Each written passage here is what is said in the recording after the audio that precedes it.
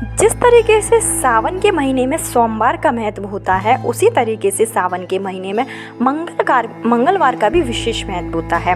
मंगलवार का जो दिन होता है माँ गौरी को समर्पित है। ऐसे में मंगलवार के दिन जो सुहागन महिलाएं होती हैं वो अपनी पुत्र प्राप्ति की कामना के लिए या फिर सौभाग्यवती रहने के लिए मंगलवार के दिन माँ पार्वती का व्रत रखती हैं।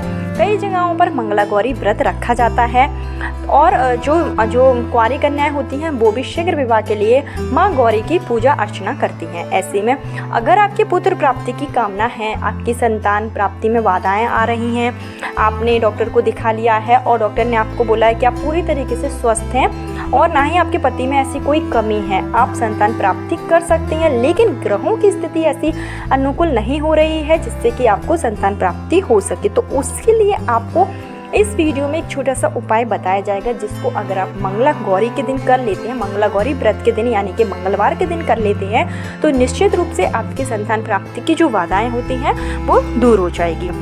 तो किस तरीके से आपको व्रत रखना है और किस तरीके से आपको उपाय करना है, इसकी संपूर्ण जानकारी आपको इस वीडियो में दी जाएगी। तो आगे वीडियो शुरू करने से पहले हमेशा की तरह आपसे मेरा निवेदन है कि अगर अभी तक आपने मेरा चैनल महादेव के उपाय को सब्सक्राइब नहीं किया है तो चैनल को सब्सक्राइब जरूर कर लीजिए। वीडियो पसंद आए तो लाइक कीजिए और कमेंट बॉक्स में हर हर महादेव या शिव जी का कोई सा भी प्यारा सा नाम जरूर लिखिए, जिससे कि सावन के पवित्र महीने में भोलेनाथ आपकी मनोकामना जल्दी से जल्दी पूर्ण कर सके।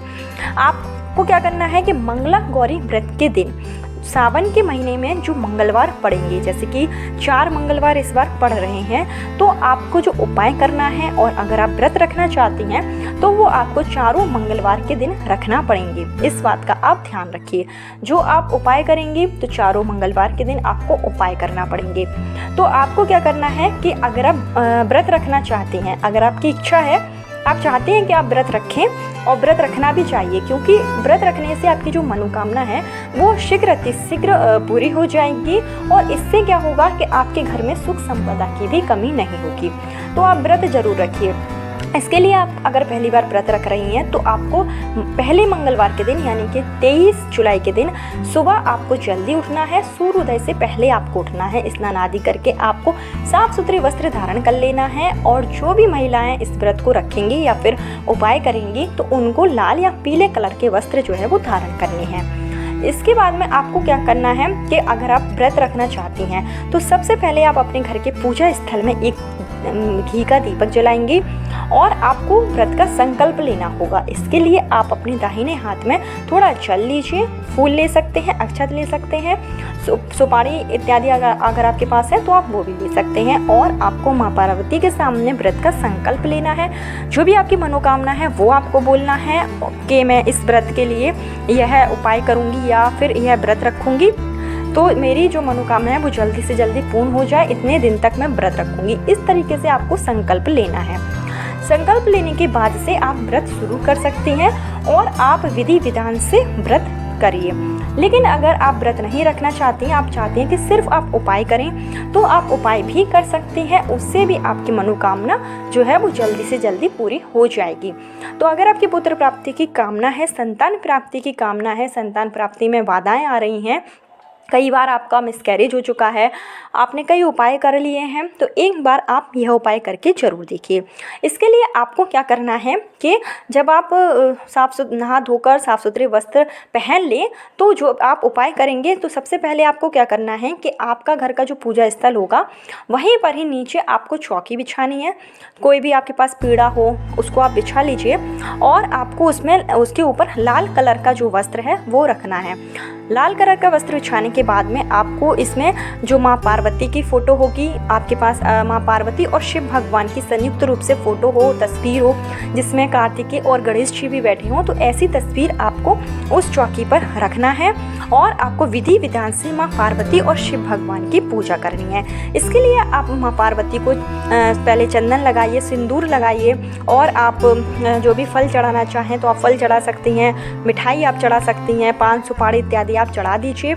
और आप माँ पार्वती को अगर जो सिंदूर चढ़ा रही हैं तो सिंदूर आप थोड़ा सा उठाकर अपने माथे पर जरूर लगाएं। इसी तरीके से आपको भोलेनाथ की भी पूजा अर्चना करनी है। इसके साथ में ही आपको लेना है सतनजा।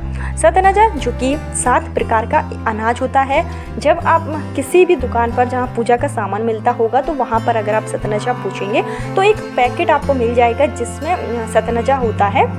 और अगर आप घर पर भी बनाना चाहते हैं तो सतनजा के लिए आप 7 प्रकार का जो अनाज है वो एकत्रित कर लीजिए और इस तरीके से आपका जो सतनजा है वो तैयार हो जाएगा। अब आपको क्या करना है कि जब आप पूजा करेंगे तो उसी दौरान आपको कलश भी स्थापित करना है। इसके लिए आप पहले सतनजा रखिए और सतनजा के ऊपर आपको एक लोटे में जल भर कर रखना है और उसके ऊपर आपको रखना है एक जूट वाला नारियल। इस तरीके से आपको एक कलश स्थापित करके ही पूजा जो है वो शुरू करनी है। साथ ही साथ आपको अगर आपकी पुत्र प्राप्ति की कामना है तो इसके लिए आपको आटे के 16 जो दिए हैं वो बनाने होंगे। 16 आप आटे के छोटे छोटे दिए बना लीजिए और उनमें आप जो लंबी बाती होती है वो लगाकर आप प्रज्वलित कीजिए। दीपक रखना आपको विशेष है, मतलब आपको उपाय में जो दीपक है वो जरूर रखना होंगे जो कि आपको आटे के ही बनाने हैं और इनकी संख्या आपको 16 रखनी है। इस तरीके से जब आप दीपक जलाएंगे, हाथ जोड़कर आप पुत्र प्राप्ति की कामना करेंगे, संतान प्राप्ति की आप कामना करेंगे। उसके बाद में आपको इस मंत्र का उच्चारण करना है। जो मंत्र है वो इस तरीके से है, सर्व मंगल मांगल्ये शिवे सर्वार्थ साधिके शरण्ये त्र्यंबके गौरी नारायणी नमस्तुते। यह जो मंत्र है वो माँ पार्वती का मंत्र है। इस मंत्र को बोलने से आपकी जो भी मनोकामना होगी वो जल्दी से जल्दी पूर्ण हो जाएगी। तो इसका आप 11 बार उच्चारण कर सकते हैं। आप 21 बार भी इस मंत्र का जाप कर सकते हैं। इस मंत्र के जाप के बाद आपको क्या करना है कि माँ भगवती से आपको पुनः पुत्र प्राप्ति की कामना करनी है। माँ गौरा से आपको प्रार्थना करनी है कि जल्दी से जल्दी आपकी जो झोली है वो भर जाए और आपके घर में भी बच्चों की किलकारियाँ गूंजे। और इस तरीके से आपका जो उपाय है पूर्ण हो जाता है। उसके बाद में आपको क्या करना है कि जो लोटे में आपने जल रखा था वो जल आप किसी भी गमले में डाल दीजिए और जो आपने सतनजा जो रखा था वहाँ पर वो सतनजा ले जाकर आप किसी भी पक्षी को, जैसे कि आप किसी भी पेड़ के नीचे डाल दीजिए जहाँ पर चींटियाँ आती हैं, पक्षी आते हैं, उनको पक्षियों को आपको ये जो सतनजा है वो डालना है। और जो आपने नारियल रखा है उस नारियल को आपको अपने पास रखना है। चारों मंगलवार के दिन आपको इसी तरीके से उपाय करना है और जो आप नारियल लेंगे वो आपको एक ही नारियल का प्रयोग करना है, बार बार आपको नारियल नहीं बदलना है। जब आपका उपाय पूर्ण हो जाए और आपके चारों मंगलवार हो जाए उसके बाद आप इस नारियल को किसी भी या तो मंदिर में रख सकते हैं या फिर आप इसको बहते हुए जल में प्रवाहित कर सकते हैं। इस तरीके से अगर आप उपाय करते हैं तो माँ पार्वती आपकी जल्दी से जल्दी मनोकामना जो है वो पूर्ण कर देती है। जो भी आपके पुत्र प्राप्ति में, संतान प्राप्ति में बाधाएं आ रही हैं वो दूर हो जाती हैं। इसके साथ ही आपको मंगलवार के दिन इसके साथ ही आपको एक उपाय और करना है क्योंकि मंगलवार का दिन रहेगा और मंगल दोष जो होता है वो सबसे बड़ा कारण होता है संतान प्राप्ति में। तो अगर आपकी संतान प्राप्ति में बार बार रुकावट आ रही है, जैसे कि आप गर्भ से तो होते हैं लेकिन आपका मिसकैरेज हो जाता है, 6 मतलब बच्चा जो है वो 6-7 महीने रहता है, उसके बाद आपका मिसकैरेज हो जाता है। इस कारण से अगर आप गर्भवती नहीं हो पा रही हैं, आपको संतान प्राप्ति नहीं हो पा रही है, तो आप मंगल दोष के निवारण के लिए यह उपाय जरूर करें।